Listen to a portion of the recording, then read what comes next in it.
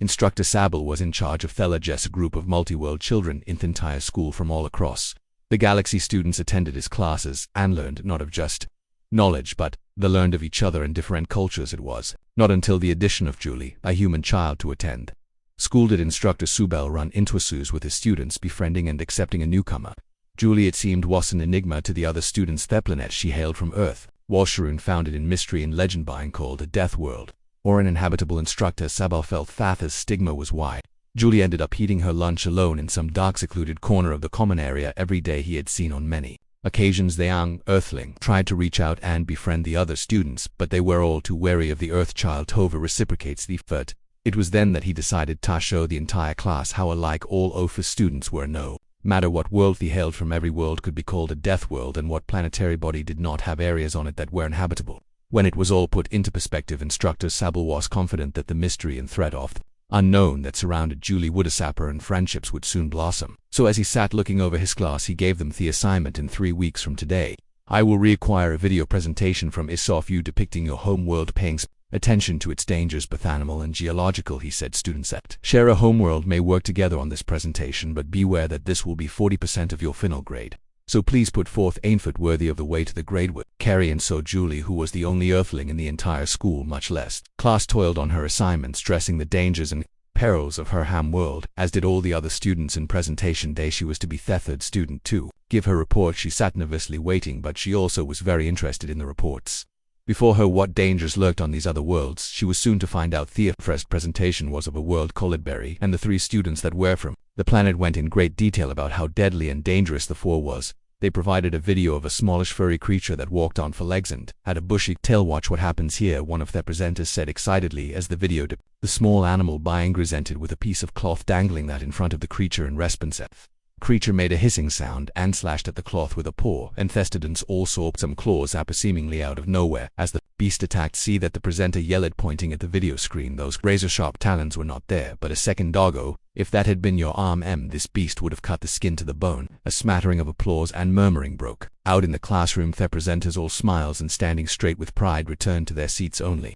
Julie seemed to not enjoy their presentation. In fact, she sat there with a look of confusion on her face. Noticing a furrowed brow, Instructor Sable asked at her, "Did you have a question?" Julie, still with a look of confusion, Julie replied, "But Instructor, wasn't that just a house?" A small smattering of laughter broke out from the students. Instructor Sable held up his hand for silence, but there was also a ghost of a smile on his face. "No, Julie, that animal is a vicious beast. It would in no way be appropriate to have it in a household, not if you valued your life." At least, still looking confused, Julie just nodded and waited for the next presentation. As the second presentation began, the students giving it said, "The beast you saw before may have been deadly, but nothing will terrify you as much as what we call death from Deskies." They then launched into great detail how the scourge of their homeworld could descend on them from thou heavens at any given time, rending flesh from bone and inciting terror into the populace when their shadow merely swept across the ground. It seemed all very dramatic, with music playing in the background, and then the video finale focusing in on the terror from above, a brightly colored flying creature that had a short curved beak. "Now Claude's Arabat enough," said a presenter, "but watch strength of this creature's more in the video." The feathered creature grabbed a hard-covered seed and began to bite down on it with a loud crack that echoed through the classroom. The cover broke in half, revealing the soft seed inside, which the creature began to eat. The class went wild. "Did you see that? What if that had been a finger?" thanked the creature. "We don't have those on our world." Julie stared dumb at the screen. Benalish waved a hand at the monitor and said rather loudly, "But that looks just like a parakeet." Silence fell on the classroom. A murmur of "She is just jealous," and her rude could be heard. Instructor Sable was worried that his plan was backfiring. He had never known Julie to be anything less than pleasant, but her behavior today was borderline at best. "Okay," Julia said a little sternly, "please come open to give us your presentation." For some odd reason Heckle not fathom, Julie looked nervous and stayed in her seat. Instructor I may have misunderstood the assignment, he said finally. "I was under the impression that we were to show the angels of our planet, not so much the angels of our pets." Instructor Sable cocked "Pets," he said loudly. "That feathered merchant of death could never have a pet." Julie looked crushed, and under her breath she mumbled something. "What did you just say?" the instructor demanded. Immediately a student next to Julie up, she said. "My 4-year-old cousin has a stupid parakeet." Instructor. The instructor glared at Julie. "You will now give your presentation, or I will contact your parental figures and you will attain ASRO for this assignment." Slowly and with great reluctance, Julie left her desk and walked to the front of the class. Every eye was on her, and all of them were not friendly. Julie knew that this was social suicide. No one talked to her now. They wouldn't after her presentation if they thought a parakeet was Dana was fine if they wanted her presentation. They would get it feeling there was no way out of this. Julie began. My presentation is of the dangerous war can face on my homeworld called Earth. On the video screen, a blue bluff, a planet appeared slowly. Rotating north of my home continent, we are afflicted with animals that fear no creature, said slowly, as an image of a small squat beast appeared on the monitor's Thessany, changed to a beautiful landscape of art in white, when suddenly there burst up from under the ground, sending white spraying in all directions. Entire class screamed in alarm, and Julie paused the video. The words Wolverine were frozen on the screen, superimposed over the snarling face of the vicious beast. What is that? One student asked Cade, pointing a shaky hand at the monitor. It is a wolverine, Julie replied glumly. They are a nasty animal that no. The student interrupted. What is all that white stuff? Confist.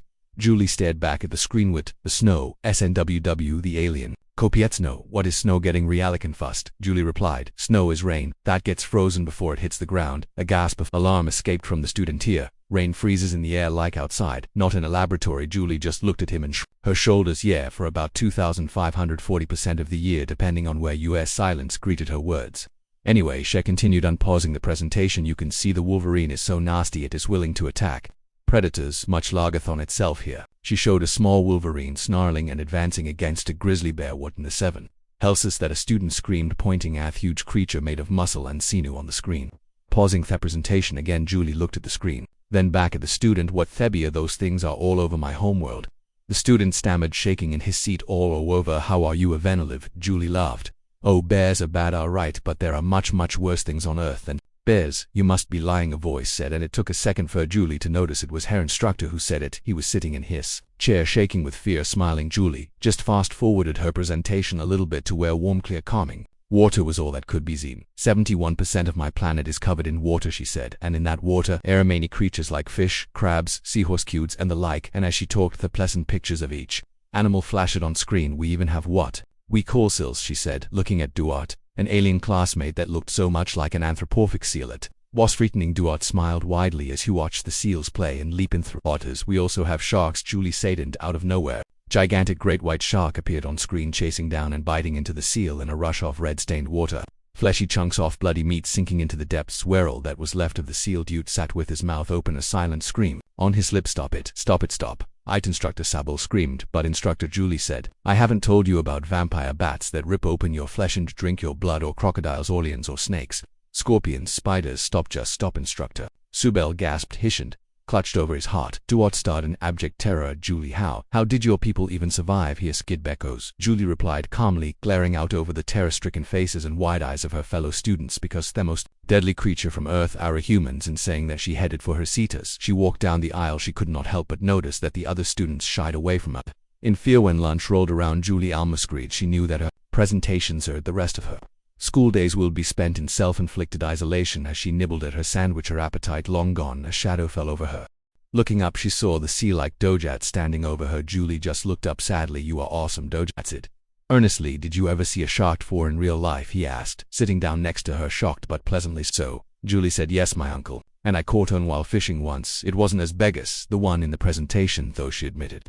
You caught one? Duarte said, impressed. Imagine catching a beast like that. Another shadow fell across her, with another student asking, can you tell me those vampire bat things? They sound scary. And another shadow and another. Julie Alsmaus tried to answer all their questions, but there were way too many. When the lunch period ended, Julie was surrounded by admiring students as she walked back to class. Looking at Thundo, Instructor Sol smiled. It may not have gone entirely to plan, but it worked. It looked back to his work trying to grade Julie's assignment. He tried watching more of her presentation. Willethi students were at lunch but gave up, and seeing what a fish called a piranha did to a large bivalve, he gave a short laugh.